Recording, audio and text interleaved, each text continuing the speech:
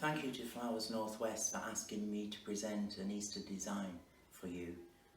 I'm David Ryland, NAFA's National Demonstrator, and I'm so glad you could join me today.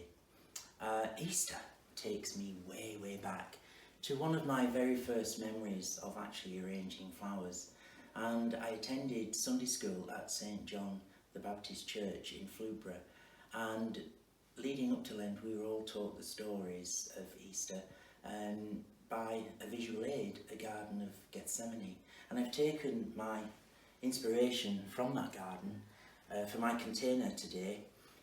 It's a terracotta pot which has been overlaid with moss from the wall moss. That's been glued on with cold glue, and to enhance the silhouette and create the handles, that's 2 pieces of garden hosepipe, and I've used a reel wire to just bind it around there. So the Garden of Gethsemane was made on an upturned lid of I think you would call it a twin tub washing machine, and we were asked to bring flowers to fill the jam jars, and I know the trees were just twigs, and they were adhered to a base of plasticine to give them a bit of weight.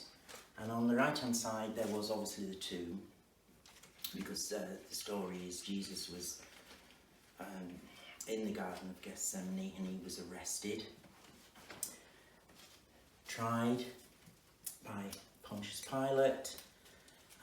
He was convicted by mob rule and then crucified on the cross at Calvary and died and was entombed. And in the Garden of Gethsemane, on the right hand side of the 3 crosses, was the tomb, and that was made very much in what I would call Blue Peter style. We always used to watch Blue Peter on television as children, and we used to make craft things, and it was made out of cardboard bits of egg boxes, and they were all glued together and painted grey to look like a tomb. And so this was the visual aid, that was the teacher, taught us all the stories, and often today it's still relevant because in all the horticultural shows that you go to and agricultural shows, there's very often a class for juniors to create a miniature garden, and it's always delightful to actually see the gardens in the mind's eyes of children that they create. I'm adding some hazel catkins, the beautiful pink catkins of the Corylus maxima purpurea, and to draw your eye to them because they might potentially fade into the distance because of their colour, I'm adding some of the yellow catkins of the Corylus avellana contorta, commonly known as Harry Lauder's walking stick, but I'm sure he couldn't walk very far with the twists and turns. I've added a miniature Fatsia Moorheim, the Ivy Hedera Paddy's Pride. It has a second name, it's called Sulphur Heart as well.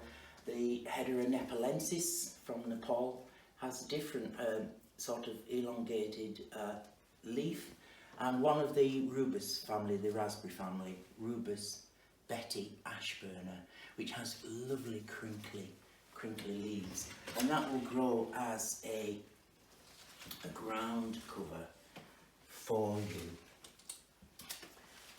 So after this Sunday school I progressed on to being in the church choir, and I was in the church choir for I think it was 15 or 18 years, and there's a photograph of me hanging around of me in my cassock and surplice, looking really angelic, but you'd have to pay good money to actually see that photograph. that's just in my little memory bank. And then after that, when I took over my parents' business of a market garden, I went back to church and helped to create windows for festivals. And it was when I was teaching myself how to design with flowers and arrange them. And I got eventually to go on the altar. The matriarch of the flowers at St John the Baptist was an indomitable, lovely lady. But to get to arrange on the altar, you had to go through her, and it was Blanche Stiverson, and she must have seen something in me because she allowed me to arrange on the altar. And I used that time to experiment with lots of different styles, and thoroughly enjoyed my time there. So the only flower I'm actually going to use in my design is the Easter lily. It has to be the Easter lily, the Lilium longiflorum, a bulb. Easily purchased now. It's grown more or less all the year round, and you can grow it in your gardens because it is hardy as well. No scent to the longiflorum lily. So I'm filming this for you in February, ready for the Easter time, when all these demonstrations can be viewed online. Still in the lockdown. It's been a long time since I have physically been to a flower club, been on a stage to arrange flowers. I miss it so much. I am really, really looking forward to getting back to visiting the flower clubs. And we now know, we've been told the route map. Let's hope the route map will actually work, and we will be together very shortly.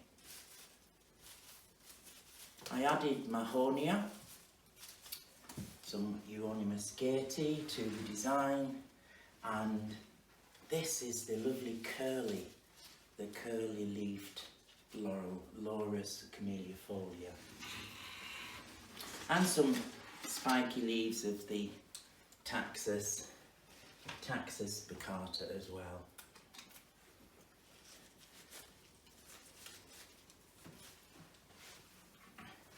To finish off, I'm going to fill in with some pine, another different textured foliage, and all these foliages have come from my garden. I thoroughly enjoyed walking around and choosing them for this design.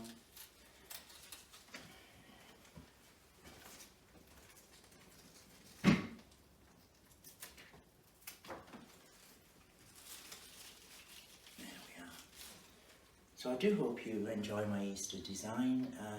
Easter, a story of faith and hope and salvation.